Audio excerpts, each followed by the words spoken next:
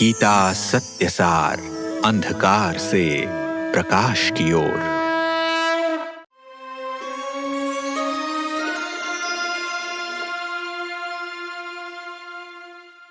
नमस्कार। अंधकार से प्रकाश की ओर गीता सत्यसार इस कार्यक्रम में आप सभी का स्वागत है। श्रीमद् भगवत गीता को एक योग शास्त्र कहा गया है। जो लोग योग में आसक्ति रखते हैं वो इसे बड़ी ही उत्कंठा से पढ़ते भी हैं। उसे छोड़कर अनेक ऐसे लोग भी गीता के प्रति आसक्त हैं जो अपने जीवन में कुछ हासिल करना चाहते हैं। लोग ये मानते हैं कि गीता एक प्रकार की सेल्फ मास्टरी को सिखाती है। अब ये चीज़ें क्या है, कैसे एक व्यक्ति अपने आप का मास्टर बन सकता है, ये हर कोई के इंटरेस्ट का विषय है। आज इसी विषय पर चर्चा करते हैं। हमारे साथ बातचीत के लिए स्टूडियो में गीता विदुषी डॉक्टर पुष्पा पांडे हैं। डॉक्टर पांडे, आपका स्वागत है। ओम शांति। सेल्फ मास्टरी एक ऐसा विषय है जिस पर कई लोग आज गीता को कोट करते हैं और इसमें कोई दो राय नहीं है कि गीता स्पष्टता से एक व्यक्ति को अपने ऊपर मास्टरी गेन करने के लिए मार्गदर्शन देती है। आज हम इससे ही जुड़े हुए श्लोक से शुरुआत करते हैं। ये छठे चैप्टर का श्लोक है। चैप्टर 6 के 2 श्लोकों को पहले सुन लेते हैं, फिर इस पर चर्चा शुरू करेंगे। आरुरुक्षोर्मुनिर्योगै कर्म कारणमुच्यते योगारूढ़स्य तस्यैव समः कारणमुच्यते। योग में आरूढ़ होने की इच्छा वाले मननशील पुरुष के लिए निष्काम भाव से कर्म करना ही हेतु कहा जाता है और योगारूढ़ हो जाने पर उस योगारूढ़ पुरुष का जो सर्व संकल्पों का अभाव है वही हेतु कहा जाता है। यदा हीनेन्द्रियार्थेषु न कर्मस्वनुसज्जते सर्वसंकल्प सन्न्यासी योगारूढ़स्तदोच्यते। जिस काल में ना तो इंद्रियों के भोगों में और न कर्मों में ही आसक्त होता है उसे काल में सर्व संकल्पों का त्यागी पुरुष योगारूढ़ कहा जाता है। पहले तो ये श्लोक जो हमने अभी सुना, सुनने पर तो बहुत सारी चीज़ें ऐसी हैं जो नए शब्द हैं। अब इन शब्दों को सुनकर लोगों को लगता है कि हाँ, शब्दार्थ तो कर दिया, बट एक्चुअल मीनिंग क्या है श्लोक का वो समझना आवश्यक हो जाता है। तो इस श्लोक का तात्पर्य क्या है? तो अभी हमने जो ये श्लोक सुना, ये बहुत इम्पोर्टेंट श्लोक है और जैसे आपने कहा कि जीवन की मास्टरी प्राप्त करने वाला श्लोक है। तो वास्तव में मास्टरी किसको कहेंगे? भाई, जीवन किसका कंट्रोल में है? जिसके विचार कंट्रोल में, जिसके थॉट्स कंट्रोल में। क्योंकि यहाँ कंट्रोल तो उसकी लाइफ कंट्रोल। सबसे ज़्यादा प्रॉब्लम तो यही होती है ना कि हम अपने विचारों को कंट्रोल नहीं कर पाते हैं। तो ये जो श्लोक हैं ये हमको बतलाते हैं कि आप योग की साधना में आओ तो योग की साधना में आप अपने ऊपर मास्टरी रख सकते हो, लेकिन स्टार्ट तो आपको सेल्फ डिसिप्लिन से करना पड़ेगा। तो इसमें 2 शब्द आते हैं। एक तो आता है आरुरुक्ष और दूसरा आता है योगारूढ़। ये दोनों शब्द बहुत इंपॉर्टेंट हैं और दोनों वास्तव में ये स्टेजेस हैं। जैसे कोई भी योग की साधना प्रारंभ करता है और जब शुरू में जब योग के लिए बैठते हैं कहते हैं ये योग बहुत कठिन है, संकल्प हम कंट्रोल नहीं कर पाते और हमारे संकल्प ज़्यादा आते हैं। तो वो भागने लगता है, मुझे तो नहीं सीखना, ये मुझे तो कोई सहज वाली चीज़ बतलाओ। तो मास्टरी तो आपकी तब आएगी ना। तो इसमें यही बताया है कि आपको मास्टरी तब आएगी जब आप योग के साधना पर आगे बढ़ते हो। तो उस समय पहले आप कर्म योग स्टार्ट करो। इसीलिए देखिए भगवत गीता में भी जो कर्म योग का चैप्टर है वो पहले और बाद में ध्यान योग है। मतलब अगर आप कर्मों में रहते हुए अनुभव नहीं करते हो योग का, तो फिर बैठकर करना थोड़ा मुश्किल है। तो सारे दिन आप कुछ अपने जीवन में डिसिप्लिन लाओ। जब तक डिसिप्लिन नहीं है और आप सोचते हो कि बैठ के 2 मिनट में बिल्कुल आप एकदम कनेक्ट हो जाओगे उस सुप्रीम पावर से और आपको सारी शक्तियां मिल जाएंगी, इट इज इम्पॉसिबल। इसीलिए कहते हैं कि थोड़े बहुत नियम को फॉलो करना चाहिए। तो नियम कोई ज्यादा नहीं है। नियम क्या है? आप कर्म करो और कर्म करते हुए, जैसे बार बार ये गीता कहती है, आसक्ति मत रखो। रिजल्ट में आसक्ति मत रखो, सेल्फलेस सर्विस करो। अब वो संन्यास की अवस्था तो बहुत ऊंची अवस्था होती है, लेकिन फिर भी आप स्टार्ट तो करो कि उसमें आसक्ति ना हो। तो इसीलिए पहले बताया कि उसमें आरूढ़ होने के लिए, योग में आरूढ़ होने के लिए आपको ये कर्म योग आवश्यक होता है। अब कर्म योग यही कि आप जो भी कार्य कर रहे हो, चाहे आप भोजन करते हो, उसमें भी आसक्ति नहीं हो। क्योंकि अगर भोजन में भी आसक्ति है तो फिर क्या होगा? फिर अब जब आप बैठ के करते हो ना, तो वैसे कहते हैं कि आप थोड़ा कम खाओ, है ना, थोड़ा जैसे फ्रूट्स, वेजिटेबल्स, सात्विक भोजन खाओ। आप इतना ज्यादा तामसिक भोजन खा रहे हो, आपका कहाँ से योग लगेगा? क्योंकि आपकी बुद्धि तो यहाँ वहां भटक रही है, तमस बुद्धि है। और फिर आप चाहो कि बैठकर हमारी बुद्धि जो है योगारूढ़ वाली हो जाए, बिल्कुल उसमें आरूढ़ ही हो जाए, है ना, तो ऐसा तो पॉसिबल नहीं हो सकता है। तो उसके लिए हमें क्या करना है? कर्म करते समय बहुत सारी चीजों पर ध्यान रखना है, कहाँ कहाँ मेरी बुद्धि जाती है। और जहां जहां बुद्धि जाती है, जहां मान लो आपने खाना स्टार्ट किया और आपको लग रहा है कि नहीं, इसको तो मैं खाते ही जाऊं, तो वो चेक करो। मतलब ये छोटे छोटे डिसिप्लिन तो फॉलो करो। कहते कि भाई चलो आज हम भोजन का ही ले रहे हैं, तो भोजन में ही आप थोड़ा डिसिप्लिन तो चालू करो। जैसे कि एक बात है कि एक बार एक जो व्यक्ति था, वो व्यक्ति, उसको खाने का बहुत शौक था और योग भी सीखना चाहता था, लेकिन आसक्ति बहुत थी खाने में, क्योंकि अब हम खाने की बात कर रहे हैं ना, तो वो उसको आसक्ति थी। तो उसको क्या हुआ कि आभास हुआ कि अब जो मेरे को यमदूत लेने आने वाले हैं और अब मेरा समय आ गया है। तो गुरुजी के पास गया, गुरुजी मैं अभी जाना नहीं चाहता हूँ, जो यमदूत हैं लेने आ रहे हैं, आप मुझे बचा लो। तो गुरुजी ने कहा ठीक है, मैं तुमको बचा लूंगा, लेकिन एक बात ध्यान रखना। बोले कौन सी बात? खुद तुम है ना 7 दिन के लिए यहाँ ठहर जाओ, क्योंकि मेरे चारों ओर जो है ऐसा एरिया है कि यमदूत अंदर नहीं आ सकते। कहा ये तो बहुत अच्छी बात है, मैं आपके यहाँ ही ठहर जाता हूँ। लेकिन एक बात है, 7 दिन बाहर नहीं जाना। गुरुजी मैं क्यों जाऊंगा? अरे मुझे तो यमदूत लेने आ रहे हैं, मैं तो यमदूत का डर है मुझे, मैं काय को जाने लगा। बोले हाँ कुछ भी हो जाए तुम जाना नहीं। कहा नहीं गुरुजी मैं बिल्कुल नहीं जाऊंगा, आप मुझ पर विश्वास रखो।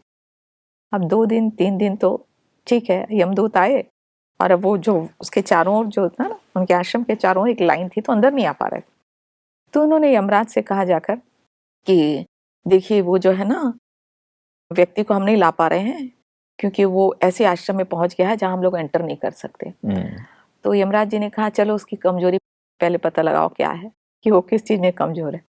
तो उसको गोलगप्पा खाने का बहुत शौक था। तो कहा बस समझ गए कैसे ला सकते हैं उसको। तो वहां उसके आश्रम के सामने एक दुकान लगा दी गोलगप्पे की।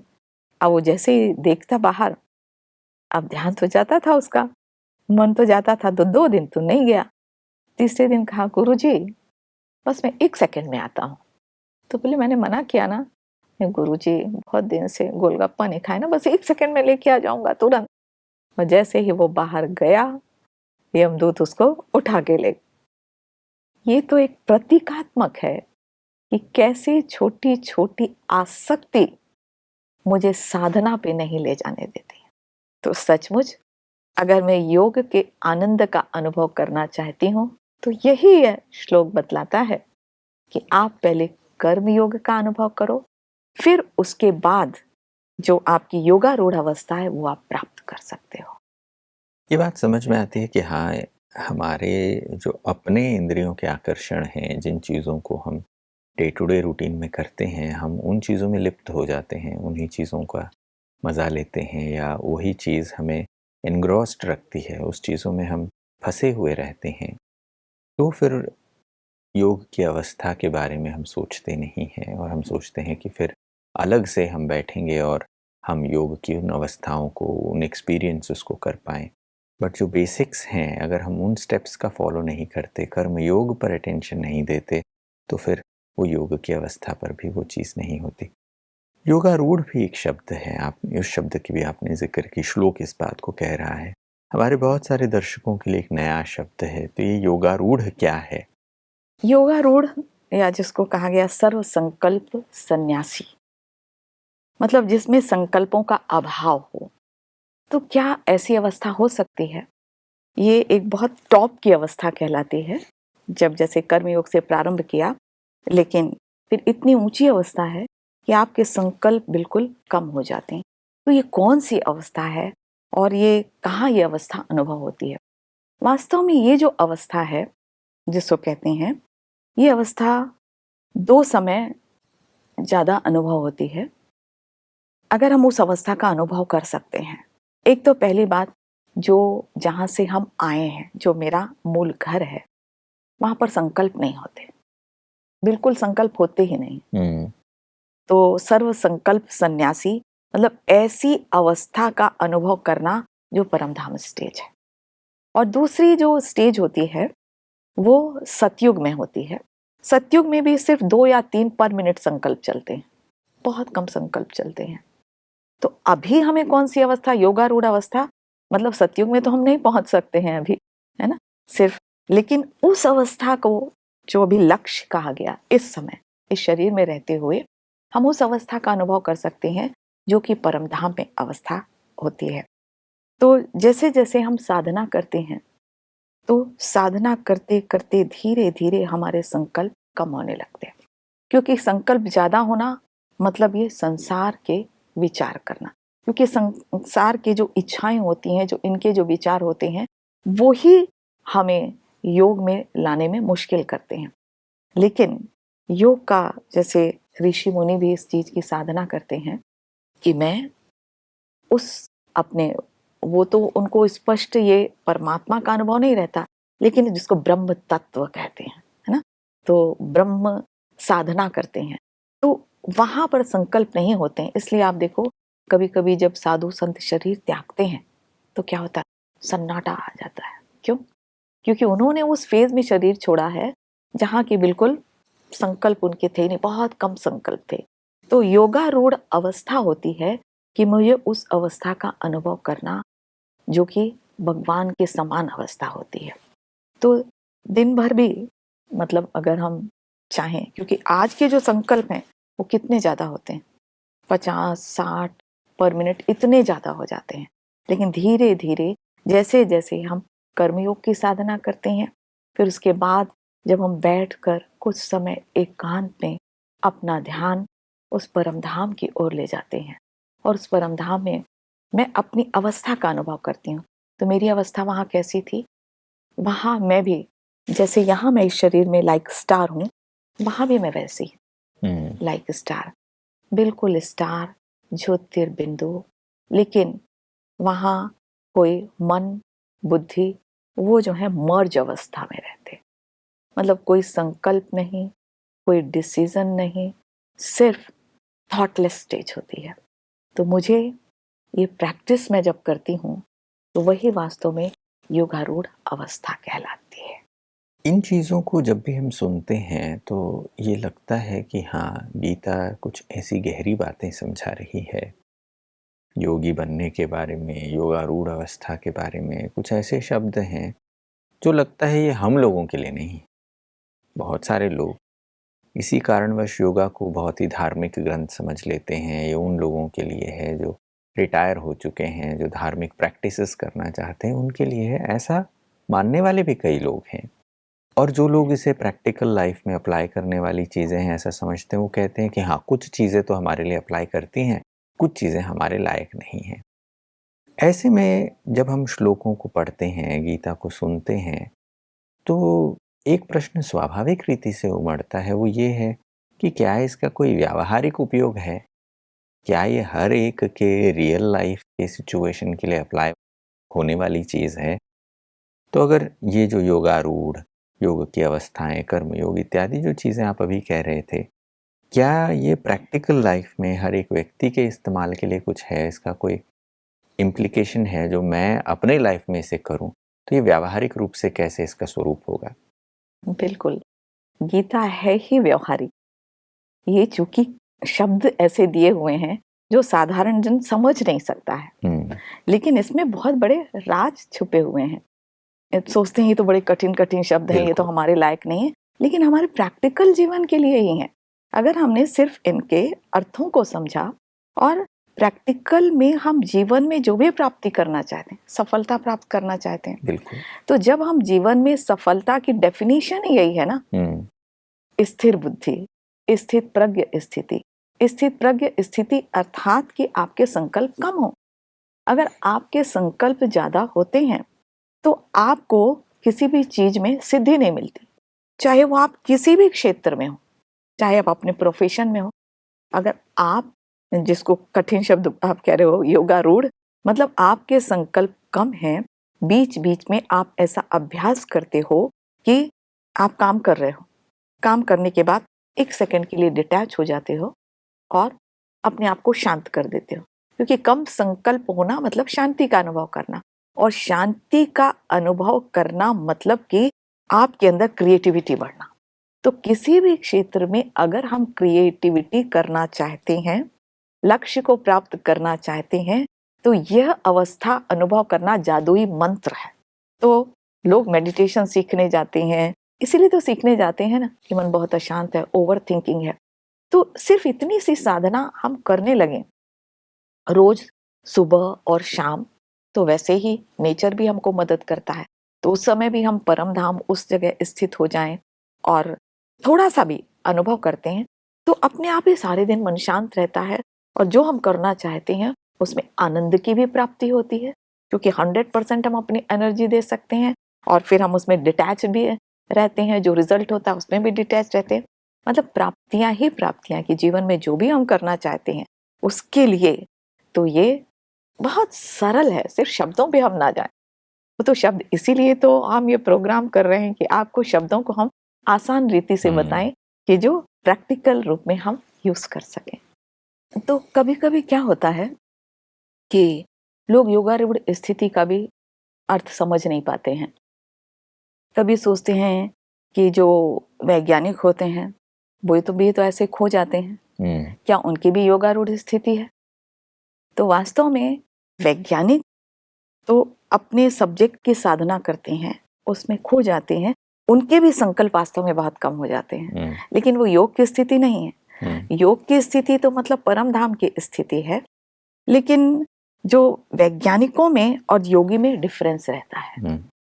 हाँ, उनको भी वासना से मुक्ति मिल जाती है, क्योंकि वो इतने ज्यादा उसमें कार्य में खोए हुए रहते हैं। और यहाँ भी सच्चा योगी बनने के लिए आपको जैसे बताया कि आसक्ति वो से त्याग तो करना पड़ेगा, थोड़ा तो आपको नियमों का पालन करना पड़ेगा। तो यहाँ पर क्या डिफरेंस होता है, एक उदाहरण से हम समझ सकते हैं कि एक जो वैज्ञानिक था, वो वैज्ञानिक अपने दोस्त के यहाँ गया। जब वो दोस्त के यहाँ गया तो दोस्त ने उसका डिनर रखा हुआ था, तो दोनों ने भोजन किया बहुत देर तक और फिर बहुत बात करने लगे, और लेकिन काफी रात हो गई, 11 बज गया, और जो वैज्ञानिक था वहां जा ही नहीं रहा था। उसका दोस्त सोचे मैं क्या बोलूं, अब तो सोने का टाइम हो गया। तो फिर कहा कि अब घर नहीं जाएंगे क्या? तो जो वैज्ञानिक था वो बार बार वो घड़ी तो देख रहा था, लेकिन वो जाने को तैयार नहीं हो रहा था। तो वैज्ञानिक ने कहा मैं भी यही सोच रहा था कि अब तो समय हो चुका है, अब घर नहीं जाएंगे क्या? बोले अरे ये मेरा घर है। उसके दोस्त ने कहा ये मेरा घर है। तो वैज्ञानिक सोचा अरे मैं तो भूल गया था, मैं तो इसी में खो गया था। तो वास्तव में जो वैज्ञानिक होते हैं वो उसमें खो जाते हैं, उस साधना में खो जाते हैं, लेकिन वो योगी की अवस्था नहीं होती। योगी की जो अवस्था होती है वो अलग होती है, वो अलर्ट होता है हर चीज में। वासना से दोनों को मुक्ति मिलती है, दोनों खो जाते हैं, दोनों सिद्धि को प्राप्त करते हैं। लेकिन जो नॉर्मल लाइफ में, जैसा कि व्यवहार लोगों, क्योंकि ये व्यवहारिक है, जो योगी होता है वो व्यवहारिक भी होता है, तो व्यवहारिक जीवन में भी वो सफलता को प्राप्त करता है कि किस समय कैसा व्यवहार करना चाहिए और कैसे चलना चाहिए, वो ये चीजें भी, तो ये अंतर होता है। तो योगारूढ़ स्थिति अर्थात कि योग में रहते हुए, आसक्ति से मुक्त रहते हुए उस अवस्था का अनुभव करना जो हमारी मूल डिटैच्ड अवस्था है, जिसको साक्षी अवस्था भी कह सकते हैं। और तो साक्षी अवस्था के कारण उसको हर चीज में सफलता भी मिलती है, संतुष्ट भी रहता है और खुश भी रहता है। यानी ये बात स्पष्ट हो रही है कि व्यक्ति कार्य में मननशील तो हो जाता है कि उसका ध्यान किसी एक चीज़ में आसक्त ज़रूर है, उसके संकल्प भी शायद दूसरी चीज़ों से हटकर एक और आवृत हैं, मगर इसका मतलब ये नहीं कि वो योग की स्थिति है। हम कर्म करते हुए भी काम में खो जाते हैं, हम इतने उसमें लगे हुए होते हैं कि हमें दूसरी चीज़ों का आभास नहीं होता, मगर ये वो योग की अवस्था नहीं है। हालांकि संकल्प यहाँ पर भी कम है। योग की अवस्था कैसे एक अलिप्तता का या एक ऐसे डिटैच्ड ऑब्जर्वर की अवस्था है, ये बात समझ में आती है। और साथ साथ हम व्यावहारिक रूप से एक योगी को एक अलर्ट व्यक्ति के रूप में भी देखते हैं कि हम सब चीज़ करते हुए भी वो जो ऊपर उठा हुआ हमारी अवस्था है, एक साक्षीपन की जो स्थिति है, उस पर भी हमारा ध्यान रहता है। बहुत ही सुंदर आज ये चर्चा रही है। स्पष्ट होता है कि गीता व्यावहारिक रीति से चीज़ों को सिखा रही है। अगर हम इसे सही अर्थों में न समझे तो लोग इसे एक धार्मिक ग्रंथ समझकर ही छोड़ देते हैं, मगर जीवन के हर पहलू के लिए गीता मार्गदर्शन देती है, ये स्पष्ट हो रहा है। आज आप आए और आपने इन विषयों पर इतनी सुंदर विवेचना की, इसके लिए आपका बहुत बहुत धन्यवाद। नमस्कार। ओम शांति। दोस्तों, आज की चर्चा में इस बात को हमने समझा है कि गीता के अनेक शब्दों को समझकर लोग सोचते हैं कि ये एक ऐसा विषय है जो हमारे लिए नहीं है, मगर गीता हमारे जीवन में एक अनुशासन ले आती है, हमें अपने ऊपर शासन करना, सेल्फ मास्टरी सिखाती है। साथ ही योग की अवस्थाओं के बारे में जो गीता बता रही है, वो कोई घर बार छोड़कर जाकर कहीं बैठकर योग करने की बात नहीं है, मगर जीवन में योग की स्थिति कर्मयोगी बनकर कर्म करते हुए भी डिटैच्ड रहना, ये सिखाती है। आशा करते हैं कि आज की चर्चा में आपको भी नए विषयों पर एक नया प्रकाश मिला होगा। आज जो कुछ भी आपने सुना, उस विषय पर आपके सामने एक क्विज प्रस्तुत किया जा रहा है। आपकी स्क्रीन पर यह प्रश्न है, इस प्रश्न को पढ़ें। इसके उत्तर भी आपके 4 ऑप्शंस के रूप में दिए गए हैं। इसमें से सही ऑप्शन को चुनकर नीचे दिए गए नंबर पर व्हाट्सएप करें। अगर आज की चर्चा में आपको कोई भी प्रश्न भी रहा हो या कोई चीज़ आप कहना चाहते हो, तो भी आप इसी नंबर पर व्हाट्सएप पर मैसेज कर सकते हैं। आज का प्रश्न है, गीता के 6ठे अध्याय के 3रे श्लोक के अनुसार योग में आरूढ़ होने की पहली सीढ़ी क्या है? पहला ऑप्शन ए, कर्मों का त्याग। दूसरा ऑप्शन बी, ध्यान में बैठना। तीसरा ऑप्शन, कर्तव्य पूर्वक कर्म योग करना। ऑप्शन डी, विषयों से भागना। इनमें से जो ऑप्शन आपको सही लगे उसे व्हाट्सएप पर मैसेज करें। पिछले एपिसोड में गीता के 6ठे अध्याय के पहले श्लोक के अनुसार सच्चा सन्यासी कौन है? इस प्रश्न का सही उत्तर ऑप्शन सी, जो काम करता है लेकिन रिजल्ट से इमोशनली अटैच नहीं होता, ये इसका सही जवाब था। दोस्तों, गीता के विषय पर आज जो चर्चा की है, आशा करते हैं कि उस चर्चा से आप अपने जीवन में भी कुछ न कुछ परिवर्तन ले आएंगे। गीता के इस ज्ञान को जीवन में उतार कर आप भी योगी की अवस्था को सही अर्थों में समझकर योग को अपने जीवन में प्रैक्टिस करेंगे। अगले एपिसोड में फिर मिलेंगे, तब तक के लिए नमस्कार।